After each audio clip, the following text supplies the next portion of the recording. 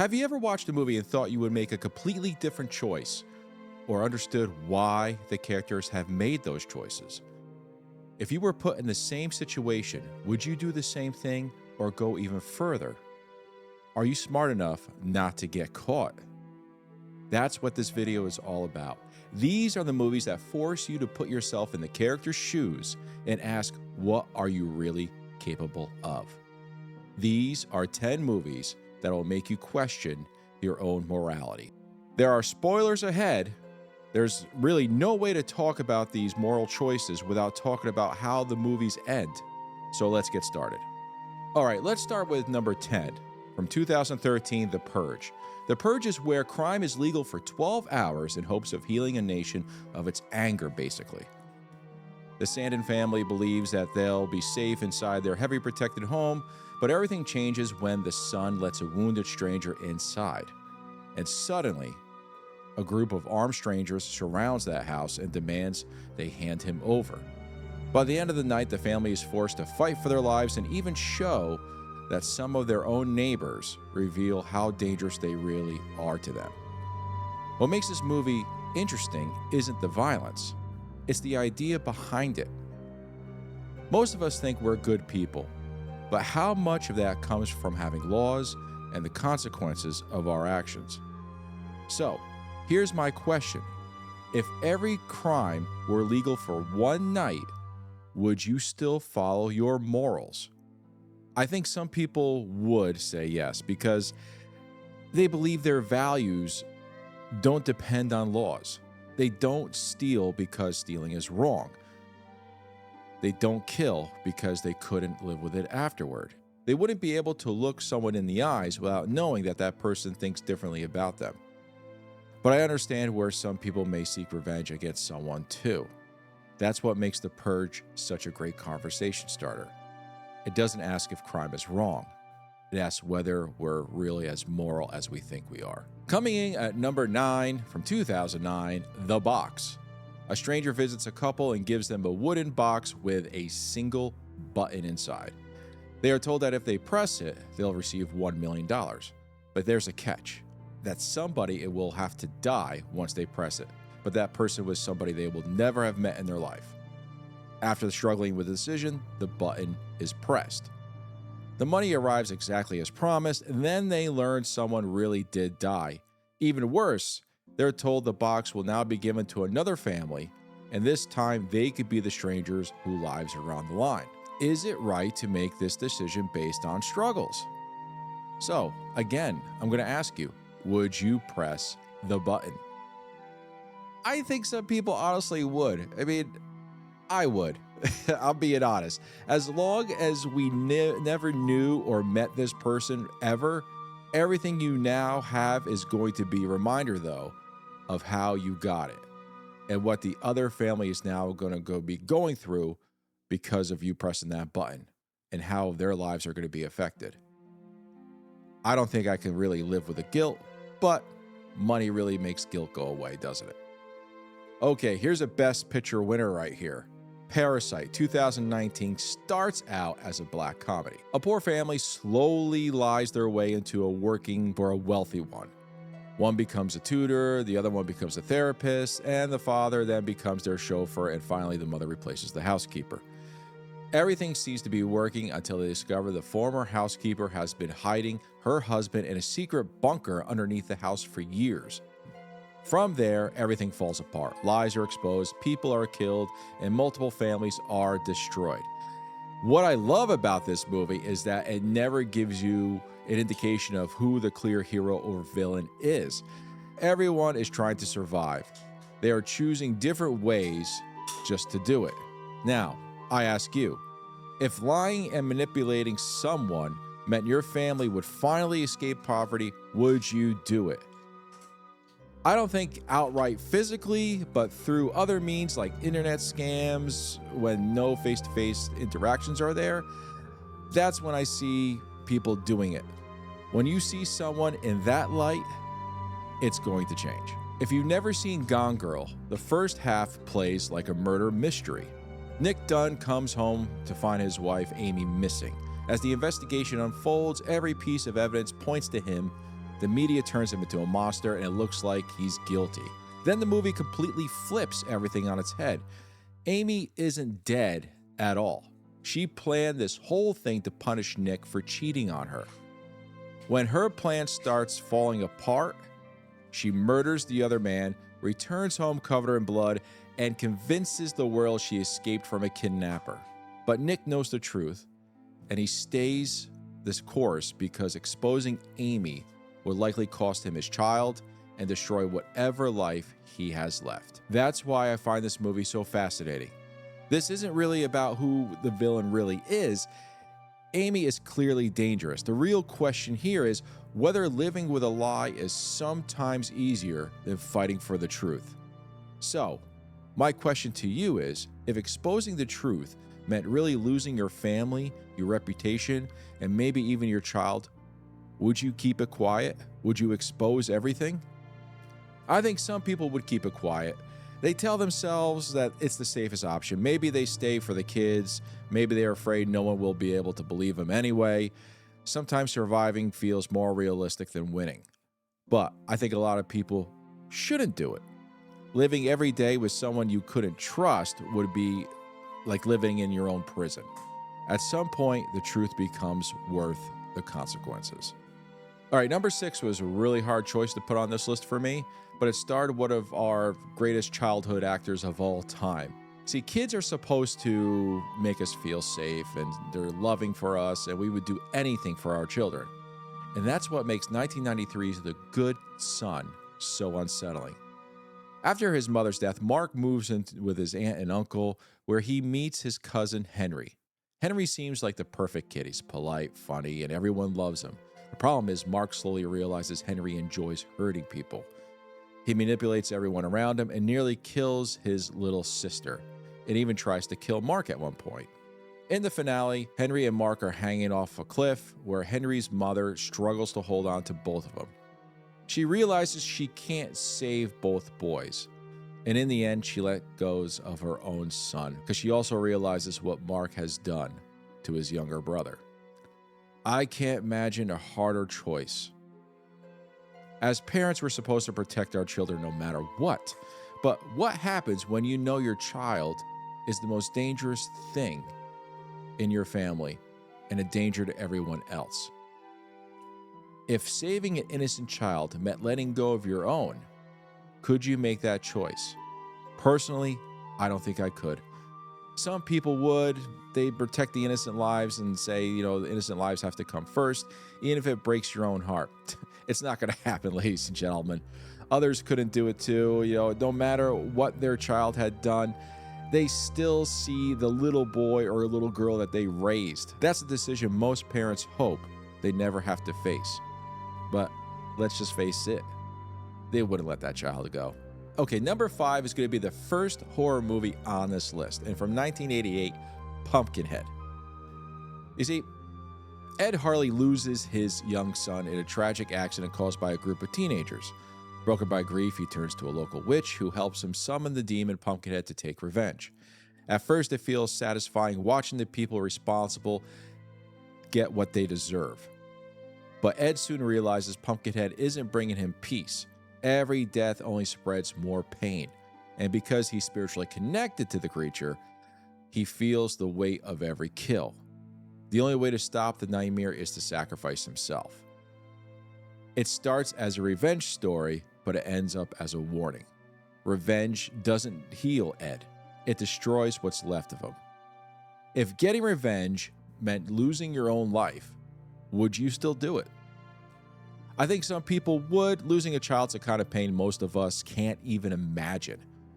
And in that moment, revenge feels like the only thing keeping you going.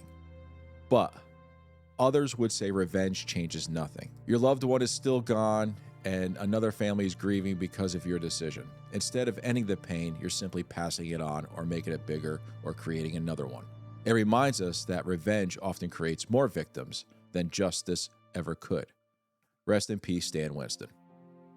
Number 4 is going to be Martyrs from 2008. Not the remake, the original. And I'm warning you now, it is not an easy movie to watch. It begins with a young woman getting revenge on people who abused her as a child. You think you know where the story is going, and then everything changes. A secret organization captures a woman named Anna and subjects her to horrific abuse because they believe extreme suffering allows someone to see what comes after death.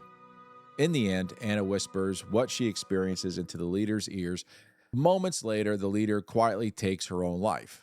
We never find out what Anna said, but that's one of my favorite endings in horror because it leaves us with the same mystery the characters were chasing. The movie isn't asking whether torture is evil. We already know it is. It's asking whether any answer could ever justify the cost. So here's my question. If you truly believe that you could discover what happens after death, or any of the biggest questions people had on their minds, would any amount of suffering ever make that knowledge worth it? I agree it does. If it answers the biggest mystery in human history, they could claim that sacrifice would change the world forever and possibly for the good. But for some, the moment you decide innocent people are acceptable for sacrificing, you've already lost whatever truth you were searching for. But again, does it justify the means? If you could answer the question is, let's say, I don't know, you could find every cure for every disease, though you have to sacrifice a few people. Could you still do it? It's a hard choice, but I think the answer is yes, you have to. For number 3 is the killing of a sacred deer. This movie is uncomfortable from beginning to end. So it's about a heart surgeon that befriends a teenage boy whose father died one of his operations because the heart surgeon admits he was a little bit inebriated. Before long, the boy tells him that one of his family members has to die to balance the scales. He's getting revenge for his father's death. At first, it sounds ridiculous. And then his children stop walking, they stop eating, his wife becomes sick. One by one, they're dying. And the only way to stop it is to choose one of them. Unable to make the decision, he blindfolds himself, spins the family in a circle, he holds a rifle and fires until one of them is shot, which happens to be his own son. It's one of the coldest endings I've ever seen, truthfully. Not because of the violence, but because the father refuses to make a choice. So chances make it for him. If one person in your family had to end or pass away to save everyone else, could you choose who it would be? Again, it's a tough question, but some people would. They believe making the choice themselves is an act of love, maybe, even if it haunts them forever. Others couldn't, because choosing one person over another, like a spouse over a child or a child over a spouse, is simply impossible. They'd rather leave it up to fate and carry that decision for the rest of their lives, or you choose the latter, which is everyone goes, including yourself.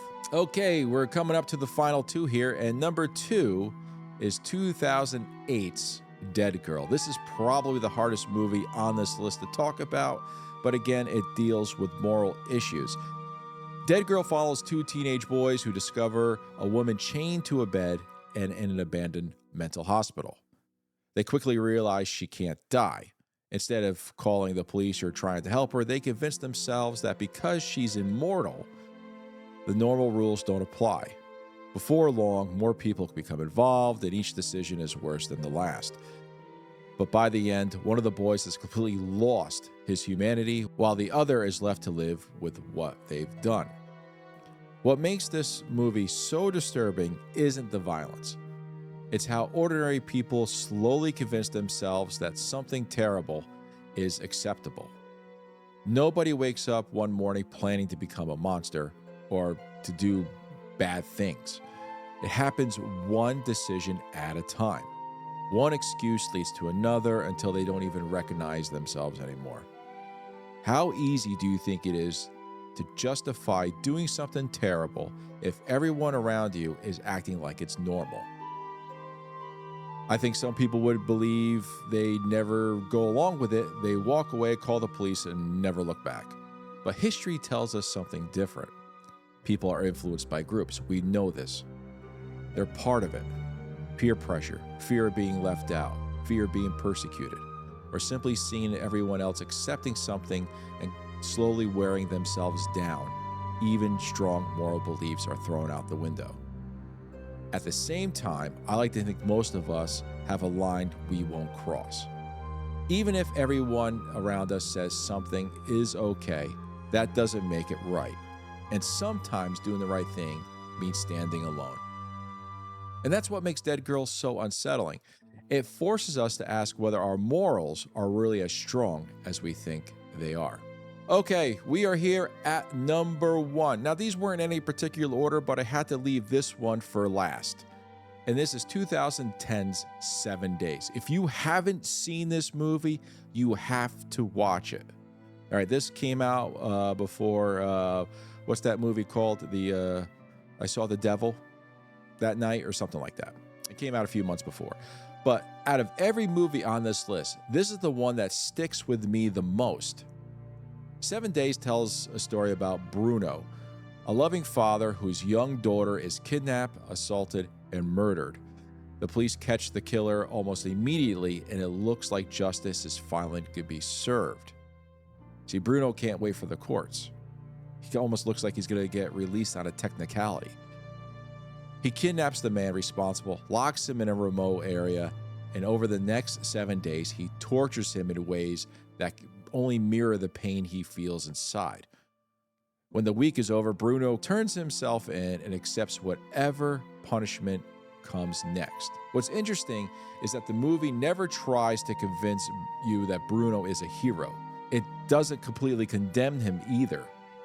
Instead, it puts you in his shoes. There's also a part in this movie where the victim actually tells you in graphic detail what he's done to her. If you ever lost someone you love, it's hard to understand why he did it. The justice system can punish a criminal, but it can't erase your grief. It can't give you your child back. Then the movie turns the spotlight on you. My final question to you is, if someone took away someone you loved, would you trust the justice system, or would you take revenge yourself? I think a lot of people would say they take revenge. In the moment of anger, you can say a lot of things. You can have a strong reasoning to do it. You might feel like no prison sentence could ever equal what was taken from you. Revenge can feel like it's the only way to regain some control. But I also think many people couldn't. I know I probably couldn't, even though I said I can. They argue that once you cross that line, you've allowed the killer to take something else from you. They've taken your peace, your future, and maybe even your humanity. Revenge doesn't bring your loved one back. It creates another family that's been destroyed. I think 7 Days is a perfect movie to end on this list. There isn't an easy answer. No matter which side you choose, someone pays the price. So there you have it. 10 movies that will question your morality. What I love about every movie on this list is that none of them are really about horror. They're about us. They force us into impossible situations and ask questions that don't have easy answers. It's one thing to say you're always going to do the right thing. It's another thing when your family is on the line, when you're overwhelmed with grief, when you're desperate enough to believe you have no other choice. Maybe you press the button in the box. Maybe you lie to escape poverty like in Parasite. And maybe you would seek revenge like Bruno in 7 Days. Or maybe you discover your morals are stronger than you thought. That's why I think these movies stay with us long after the credits roll. They don't just entertain us, they make us question who we really are. Now I want to hear from you. Which movie challenged your morals the most? Which decision do you think you would have made differently? And if I missed a movie that deserves to be on this list, let me know in the comments below. I may just make a part 2 to this because there are a lot of movies out there that will question your morals. If you enjoyed this video, don't forget to like, subscribe, and stick around for more movie discussions on Frankly Speaking. I'll see you in the next one, and take care.